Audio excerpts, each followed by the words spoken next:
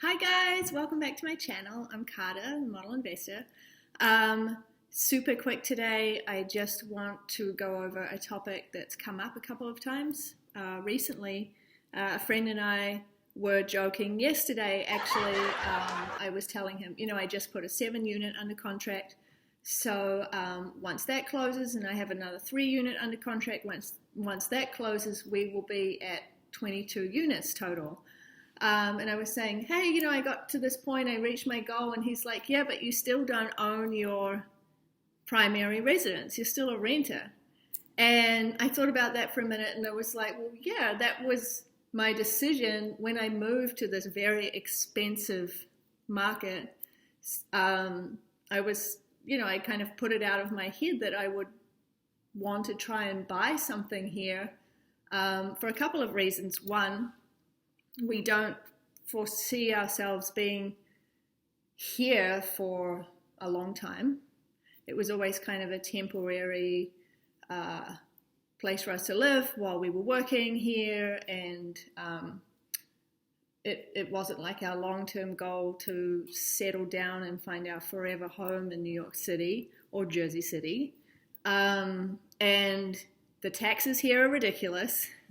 You find a apartment that you like in your price range and it's tiny, or it has a condo fee or an HOA fee on top of the mortgage, on top of the taxes.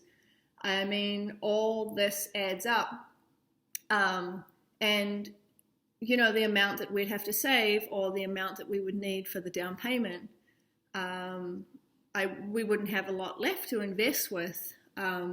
So I made that decision several years ago that I was going to put my capital, my savings, into investment properties that were going to cash flow and make money, instead of tying it up in a primary residence. Now, I know there's a lot of talk. Grant Cardone, for example, or the author of Rich Dad, Poor Dad, they're both like your primary residence is not an asset. It's a liability because it doesn't generate income on a monthly basis. I agree with that, but I also see the benefit of owning. If you're in the right market, it makes sense, of course. You get the principal pay down, and over time, you get all the tax benefits as well, the write-offs. I can't write off a lot with this rental apartment. So the deductions are far less, but we are able to invest our capital into money-making assets, and we're free to move when we like. We don't have to worry about repairs here. Our roof was leaking a little bit, and at the time I was like, oh gosh, imagine if we owned this apartment, we would have to worry about the roof leaking, but instead, we call the landlord. So there's definitely benefits, and it made me think that in America, the American dream, or this ideal, this idea of owning your property and, not renting, or means that you're more successful or you've made it or whatever.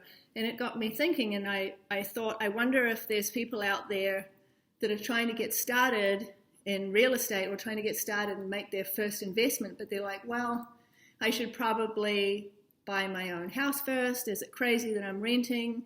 And then I'm buying a rental property first. Is that kind of backwards? And I just want to say, I want to kind of squash that idea and say, it's worked for me and I wouldn't change it for anything. At some point we will move out of this expensive market and find our forever home and settle down somewhere. But right now, the proximity to everything we need for work, we're quite happy here. Do we love it enough to buy? No. Are we comfortable with the amount that we have to pay for rent here? Absolutely.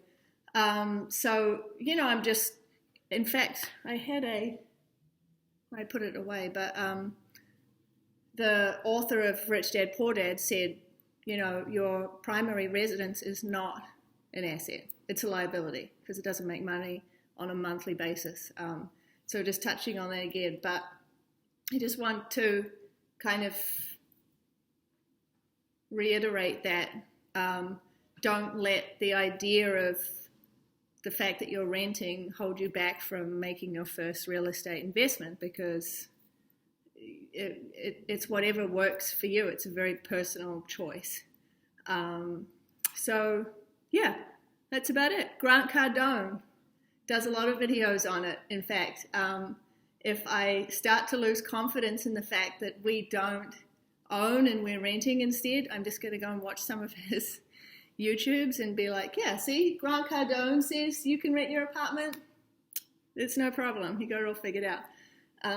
But I know it speaks to people in expensive markets like San Francisco, even LA, New York, Jersey City is getting crazy expensive.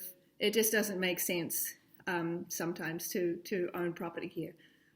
So yeah, if that's holding you back, don't worry about it. I have 22 units and I still rent my apartment. Anyway, that's it for today. I just wanted to cover that quickly before it kind of left my mind for the week. But happy investing, you guys. I'll post again soon. I'll get in more detail with something for the next one. It's just been a crazy week. But I will talk to you soon. See you later.